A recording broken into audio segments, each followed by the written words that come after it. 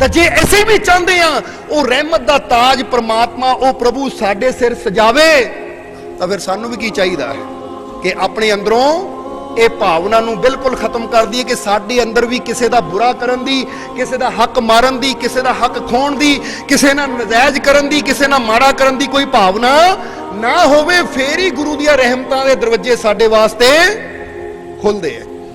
क्योंकि जिस तरह दसिया कुछ कहानियां सानू जीवन जीण दा वो ढंग सिखांदियां है कि जे असीं भी वो परमात्मा दी रहमत दा ताज अपने सिर सजाना है तो फिर सानू भी अपना जीवन ऐसा बनाना पैना कि जिथे किसी नूं दुख या किसी दा बुरा करन दी भावना ना होवे। जिद्दां असीं एक कहानी जो सानू बड़ी प्यारी लगदी है इत्थे सुनाना चाहांगे। एक कहानी एक बच्चे दी है और इस कहानी दे नाल नाल असीं ये भी कहना चाहांगे कि जरा गौर करना, ध्यान देना, इस कहानी नूं भी जरा ध्यान ना सुनना। एक बार दो बच्चे, एक कहानी सानू बहुत प्यारी लगती है। दो बच्चे समुंदर तो सीप इकट्ठियां करके सीप इकट्ठी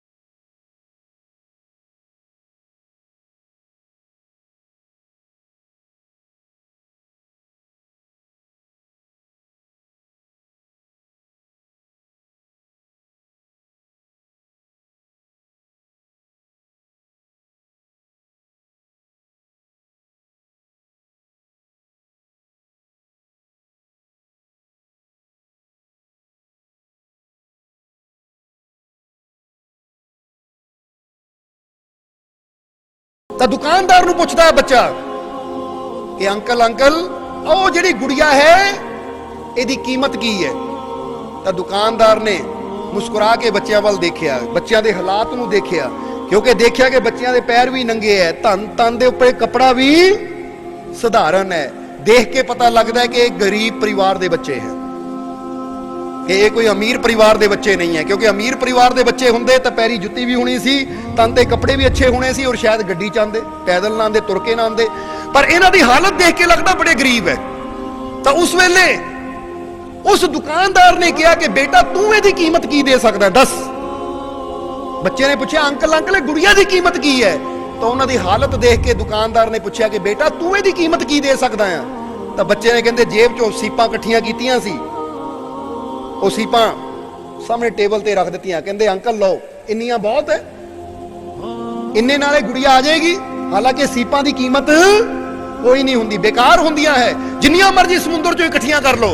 पर जिसले दुकानदार ने देखा कि बच्चे ने जेब चों सीपां कढ के मेरे अगे रख दित्तियां टेबल ते, तो दुकानदार मुस्कुराया। कोल ही ओहदा नौकर भी खड़ा है, दुकानदार दा नौकर भी हसिया, क्योंकि नौकर नूं पता सी कि गुड़िया तां 300-400 दी है, 300 की कीमत है और ये सीपां देन लगे, कोई सीपां नाल भी गुड़िया मिलती है। नौकर भी हसिया, दुकानदार भी देख के हसिया। पर फिर दुकानदार ने की कीता, वो सीपां दे ढेर विचों जो बुक भर के बच्चे ने रखिया सी, उन्हें 1 2 3 4 सीपां एक साइड ते कढ़ियां। तो बाकी उन्होंने कहा लै बेटा ये तो बहुत ज्यादा है, ये गुड़िया की कीमत 4 है, वो मैं ले लिया, बाकी तू अपनियां सीपां लै तो गुड़िया ले जा। हुण कहंदे उन्हें नौकर नूं इशारा किया कि गुड़िया पकड़ा बच्चे नूं। नौकर ने गुड़िया उठाई, बच्चे नूं दित्ती। बच्चे ने गुड़िया अपनी छोटी भैन नूं दित्ती।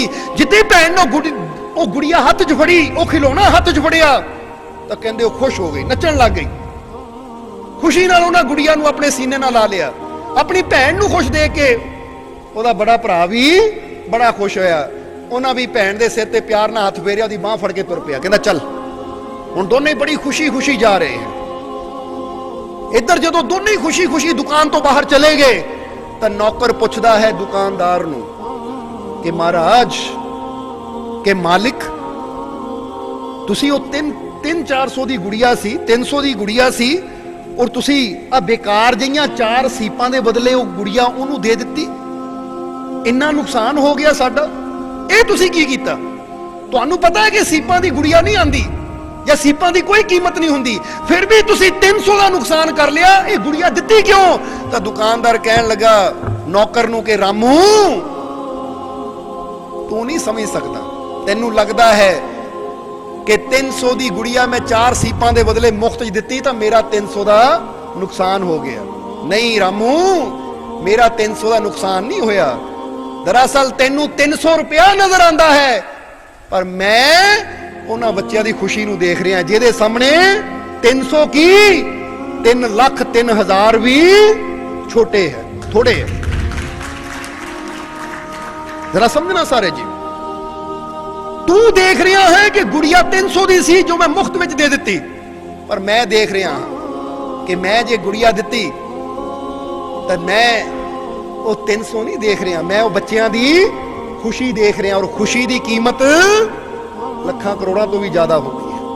ਹੁਣ ਤੁਸੀਂ भी तो जीवन च जो करते हो खुशी वास्ते ही करते हो, बोलो खुशी वास्ते करते हो या नहीं? ਹੁਣ ਜੇ ਤੁਹਾਨੂੰ पता लगे कि आह चीज़ ਨਾਲ ਮੈਨੂੰ खुशी मिलनी है तो ਤੁਸੀਂ ਕਹਿੰਦੇ ਇਹਨੂੰ प्राप्त ਕਰਨ ਦੀ खातर मैं कुछ भी कर सकता है, क्योंकि खुशियां की कोई कीमत नहीं होंदी। सो दुकानदार ने कहा कि रामू अगर मैं 300 बचाने की खातर गुड़िया ना दिंदा तो उन्होंने इन्नी कीमती खुशी कित्थों मिलनी सी, और उन्होंने खुश देख के जो मैनू खुशी मिली है ओदी तो कोई कीमत मैं लगा ही नहीं सकता, ओदा तो कोई अंदाजा लगा ही नहीं सकता मैं। इसलिए हुण असीं इत्थे तुहानू भी सवाल करांगे, क्योंकि उस दुकान दे मालिक ने दूजी गल रामू नू ये कही कि रामू पैसा तो असीं रोज कमांदे आ, पैसा तो असीं रोज कमांदे आ, पर अज खुशी कमाण दा मौका मिलिया सी। इसलिए इंसान नू जीवन च सारी जिंदगी पैसा ही नहीं कमांदे रहना चाहिए, कुछ ऐसे कर्म भी कर लेने चाहिए जिहदे नाल खुशियां कमाईयां जा सकन, क्योंकि बहुत खुशियां ऐसियां हैं जो पैसे नाल नहीं खरीदियां जा सकदियां, नेकियां करके ही असीं उन्हां नू खरीद सकते हैं। बोलो समझदे हो अपने? इसलिए असीं भी तुहानू इत्थे एक गल कहनी चाहांगे, हुण समा काफी हो गया, इसलिए आखिरले वचनां की तरफ चलीए। असीं भी तुहानू एक गल कहनी चाहांगे कि जिस तरह दुकानदार ने कहा कि पैसा तो असीं रोज कमांदे हैं, पर कदी कदी वो नेकियां भी कमा लैनियां चाहिदियां है, वो खुशियां भी कमा लैनियां चाहिदियां है जो साडे जीवन वास्ते बहुत ही जरूरी है। हुण तुसीं भी थोड़ा जिहा कदी विचार करना कि असीं जीवन च पदार्थ कमाण च लगे हुए हैं या असीं भी जीवन च कोई ऐसा कर्म करते हैं कि जिहदे नाल असीं वो नेकी कमा लईए, वो खुशी कमा लईए, और मालिक दे घर दी खुशी, मालिक दे घर दी रहमत, तो यह गल याद रखो नेकियां दे नाल ही जुड़ी हुई है, क्योंकि नेकियां दा मार्ग ही तुहानू प्रभु दी रहमतां तक पहुंचांदा है। इसलिए जीवन च नेकी करनी भी बहुत जरूरी है, जीवन च अच्छा करना भी बहुत जरूरी है। अच्छा करके ही इंसान जीवन च वो खुशियां दे भंडार नू प्राप्त कर सकता है। इसलिए तो संत मलूक दास जी भी अपनी वाणी च कहते हैं कि मक्का मदीना द्वारका बदरी और केदार, मक्का मदीना द्वारका बदरी और केदार, बिना प्रेम सब व्यर्थ है कहत मलूक विचार।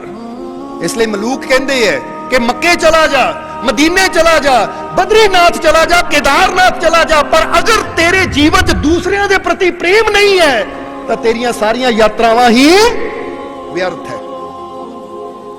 बोलो समझते हो कि नहीं? उन्होंने इत्थे प्रेम की गल की, और प्रेम का मतलब की है? प्रेम का मतलब कि साडे हिरदे दे विच समाज या इंसानियत दे नाल ओ प्रेम की भावना होनी चाहिए है कि साडे अंदरों सब दे भले की कामना निकले। बोलो समझते हो कि नहीं? इसलिए कदी विचार करो कि मेरे अंदर दूसरे के प्रति इन्ना प्रेम है कि मैं दूसरे नू पीड़ा च देख के की महसूस करता हाँ, मैं दूसरे नू तकलीफ देख के की महसूस करता हाँ। अगर दूसरे नू पीड़ा च देख के साडे अंदर भावना नहीं उठती ओदी पीड़ा दूर करन दी, तो फिर ਇਹਦਾ मतलब असीं हाले प्रेम नाल भरपूर नहीं होए।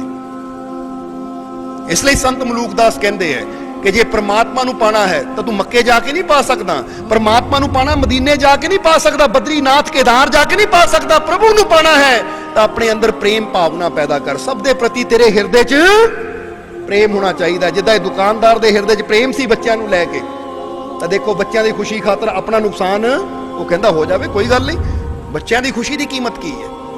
इसी तरह जीवन दे विच ये एक पॉइंट, ये एक गल नूं असीं अपने हिरदे च वसा लेना है कि जे अपने मालिक नूं असीं खुश करना है, अपने जीवन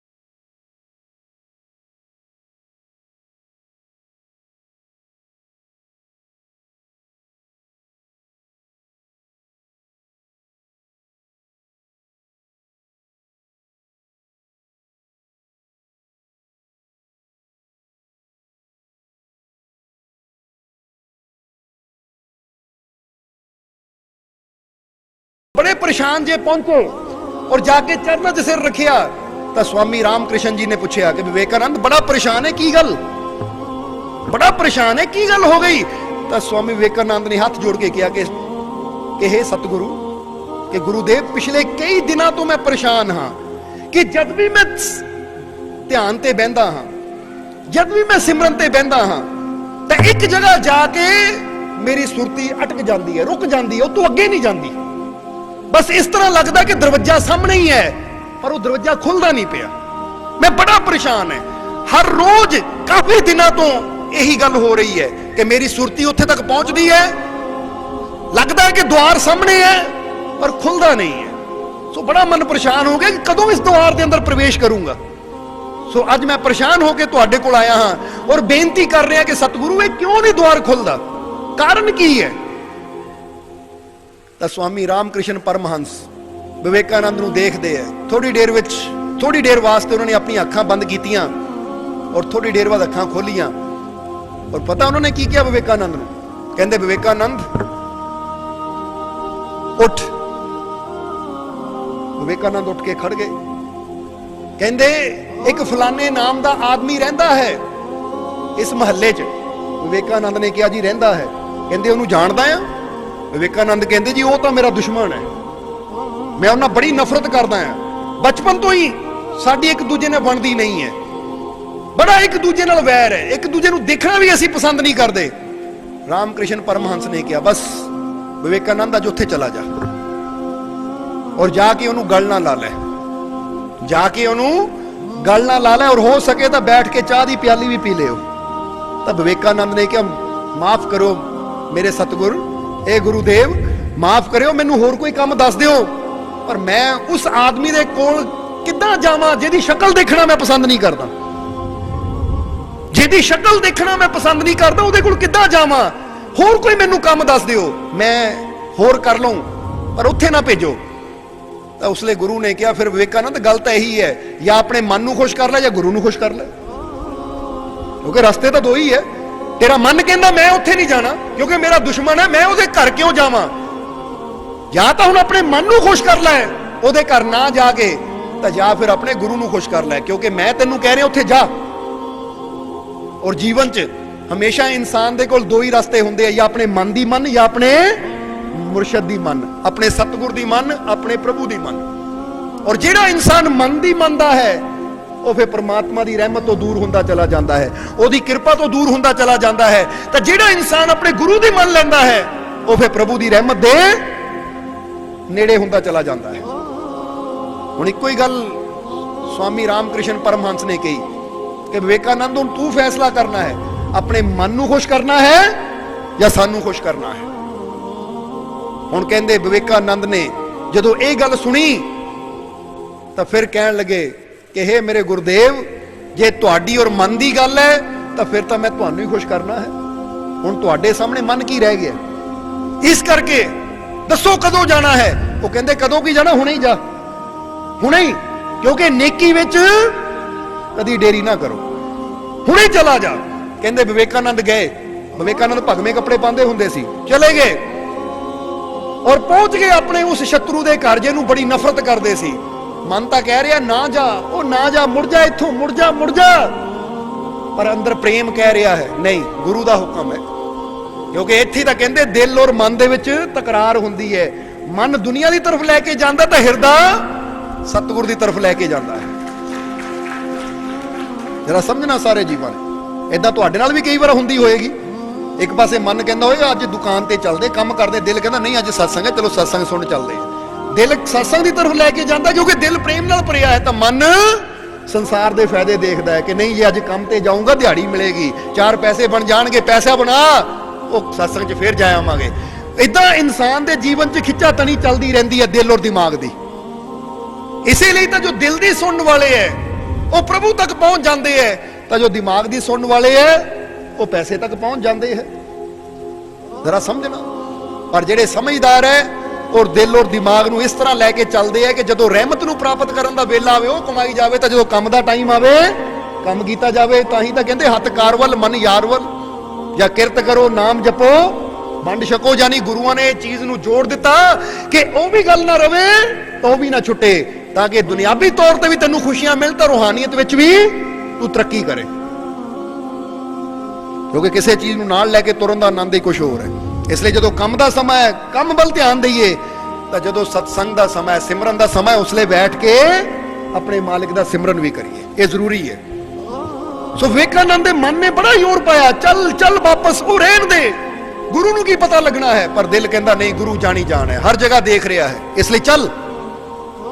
पहुंच गए उस आदमी दे घर, जाके दरवाजा खड़का दिता विवेकानंद ने। मन ने तो कहा सी ना बस वो रुक जा, ना खड़का, हाले उन्हें पता नहीं है। पर दिल ने कहा नहीं, गुरु का हुक्म है, पूरा कर। इसलिए जीवन च तुहाडे भी कई इदां दे मोड़ आणगे, खास करके उन्हां इंसानां दे जिहड़े नशे नाल जुड़े होए हैं कि बई दिल ने मन ने कहना नशा कर, पर दिल कहंदा नहीं, हुण मालिक दे चरनां नाल जुड़िया तो नशे दा त्याग करना है, बुराई का त्याग करना है, माड़े कर्मां का त्याग करना है, वो चीज का त्याग करना जिहड़ी मैनूं मेरे मालिक तो दूर कर देवे।